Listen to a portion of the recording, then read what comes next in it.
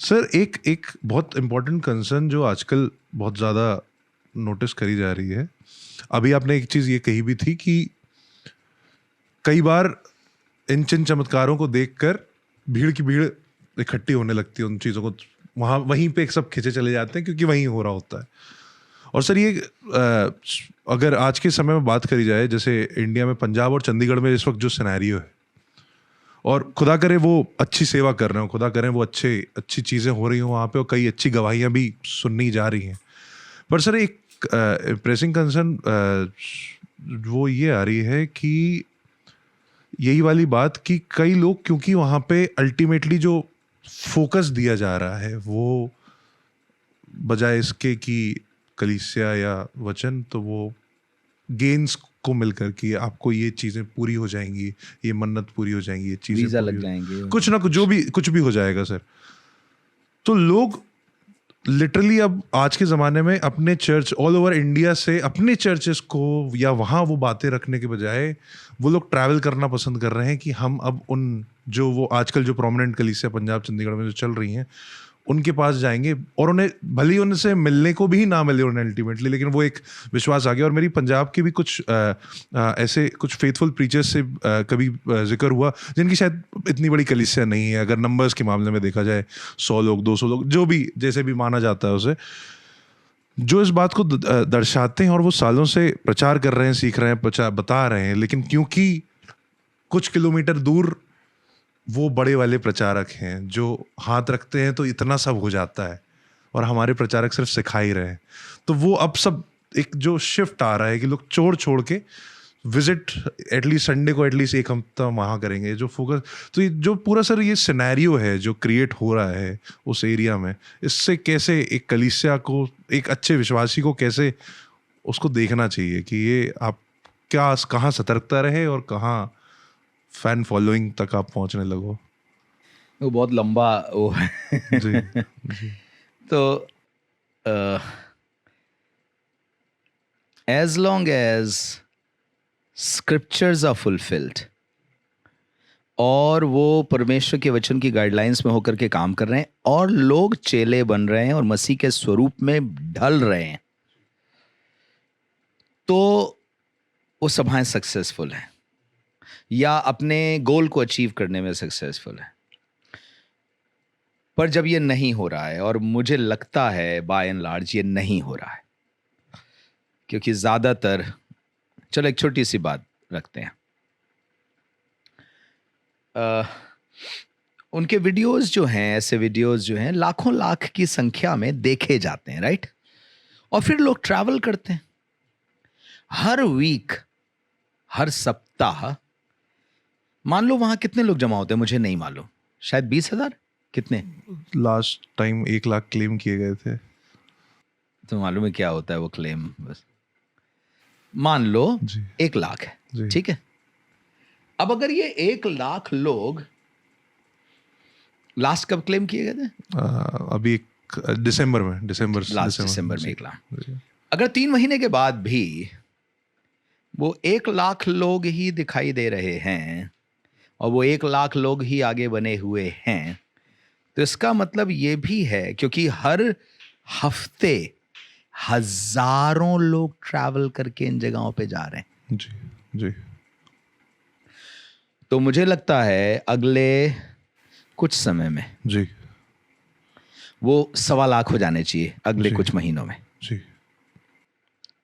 फिर 2 लाख हो जाने चाहिए, 1.5 लाख हो जाने चाहिए, जो भी हो जाने चाहिए।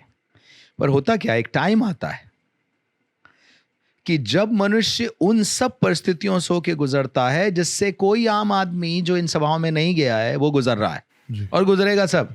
जी।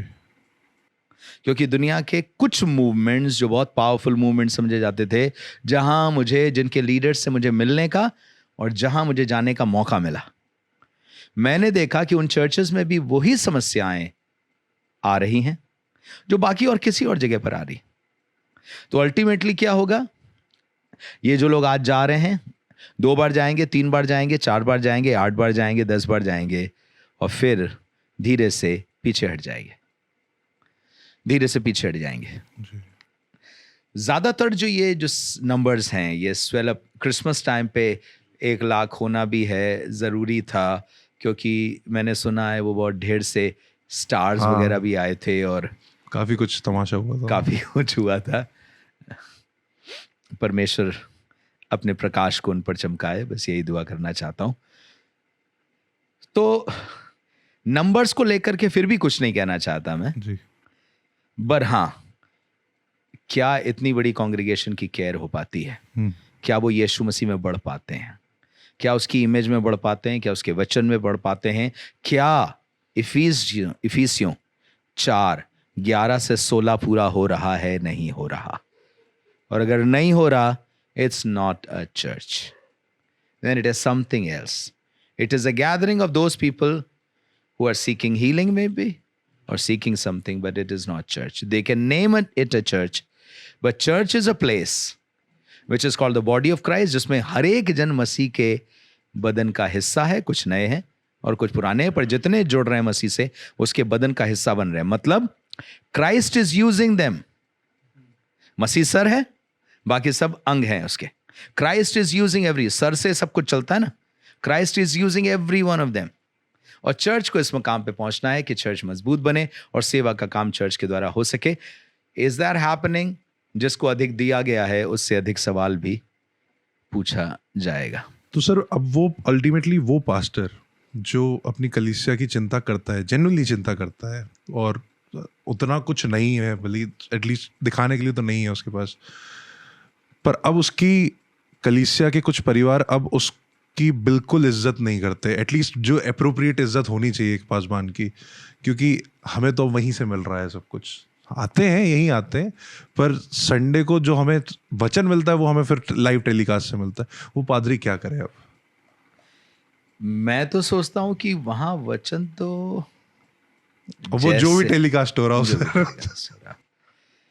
सो ये किसी का समझना कि ये जो सिस्टमैटिक अंडरस्टैंडिंग हमको यहां मिल रही है, या ये जो परमेश्वर का दास एक अच्छी तरह से ईमानदारी से सेवा कर रहा है, ये कोई वैल्यू नहीं रखता, वो ज्यादा वैल्यू रखते हैं, तो मुझे लगता है हमारे ही लोगों में कमी रही है। हम ही उनको वेरिएंस नहीं बना पाए, हम ही उनको समझा नहीं पाए कि ये वचन देखो, ये वचन देखो, ये समझो, कलीसिया ये है, कलीसिया इस तरह से काम करती है, कलीसिया एक परिवार के तौर पे है, बदन का अंग है ना, बदन के अंग हैं हम सब उसमें। तो एक चीज और देखोगे कलीसिया में, पता नहीं ये आउट ऑफ लीक जा रहा हूं तो मुझे माफ करना, बट इसको साधारण शब्दों में कहा जाए तो ओल्ड टेस्टामेंट की जो लीडरशिप स्टाइल था, वो न्यू टेस्टामेंट चर्च में रूल करना चाहता है आज। उस समय क्या था? One national profit, a king, a priest, king maker. New testament क्या बता रहा है? priesthood for every believer. We are all one. We are equal. I help you, you help me. I need you, you need me. मुझे तुम्हारी जरूरत, तुम्हें मुझे जरूरत है। सो हमारी एक्लीसियोलॉजी जो है ना, कि क्या स्ट्रक्चर होना चाहिए चर्च लीडरशिप का, वो ही फ्लॉड हो गई है। हम ओल्ड टेस्टामेंट, और इसीलिए बाप रे, अफ्रीका वगैरह का सुनो तो क्या क्या नाम है, मेजर वन। अच्छा, हाँ, मतलब मेजर प्रॉफिट, आपस में उनमें झगड़े चल रहे हैं कि कौन मेन वाला है। पूरी अफ्रीका को कौन कंट्रोल कर रहा है। ये सब चला ही गया कि मतलब I am your servant, I am here to serve you. पता नहीं कौन सा न्यू टेस्टमेंट वो पढ़ रहे हैं जिसमें वो ये स्टाइल ऑफ लीडरशिप ला रहे हैं। और आज भी देखिए होता क्या है कि पावर जो है ना, वो करप्ट कर देता है माइंड को। किसी ने कहा है power corrupts and absolute power corrupts absolutely. तो ये एब्सोल्यूट पावर प्रभु ने किसी को नहीं दी है, वो सिर्फ उसी के पुत्र यीशु मसीह के पास है, और हम सब उसके अधीन होकर के सेवा कर रहे हैं। मैं किसी के साथ जुड़ा हूं, कोई मेरे साथ जुड़ा है। सो मुझे लगता है कि ये एब्सोल्यूट पावर होना कि okay this is the only guy who is going to make all the decisions, या ये बड़े वाले हैं, बाकी सब एकदम छोटे हैं। जैसे मोसेस के अंडर में बाकी सब लोग रहेंगे, वो पुराना जैसे एलिया मेन है और बाकी जो हैं सब भविष्यवक्ताओं के चेले जो हैं वो हैं, पर एलिया मेन है। न्यू टेस्टमेंट में हम ऐसा नहीं देख रहे हैं। न्यू टेस्टमेंट में तो हम देख रहे हैं डीकन लोग हैं, फिलिप डीकन है, स्टीफन डीकन है, और वो जाकर के सामरिया में तहलका मचा रहे हैं। स्टीफन की बातों का सामना नहीं कर पा रहा है लोग, ये गजब का उसने बोलना शुरू किया। तो आई थिंक न्यू टेस्टमेंट जो है ओल्ड टेस्टमेंट में की लीडरशिप में बहुत अंतर है, और हम लोग क्या करना मांग रहे हैं, new testament power but old testament style of leadership, new testament की covenant but old style of leadership. मुझे लगता है कि अगर इसको हम चेंज करके new testament purpose, new testament power and new testament authority, new testament ecclesiology, तो वो ज़्यादा सहायक होगा। एक्लीसियोलॉजी से जब मैं कह रहा हूँ तो मतलब कि चर्च में कैसे लीडरशिप काम करती है, किसको कितना राइट है, कितनी क्या मिनिस्ट्री है और क्या क्या करते हैं, उसके बारे में बात कर रहा हूँ। तो वो सब नए नियम से ही हमें सीखना चाहिए, क्योंकि अब हम नई वाचा में हैं, पुरानी वाचा में नहीं है।